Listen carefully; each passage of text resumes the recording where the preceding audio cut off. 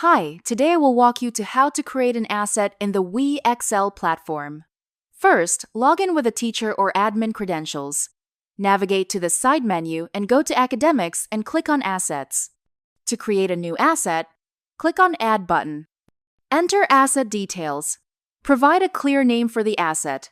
Choose the type, file, link, text. Select the board. Choose the grade. Select the subject the asset belongs to. Choose the chapter. Select the related subtopic. Pick the suitable category. Upload file. If the asset type is file, click on the Upload option and select the file you want to attach. After filling in all the required fields, click on Create to save the asset. This feature helps in organizing and sharing study materials, references, and resources efficiently within the WeExcel platform. Thank you.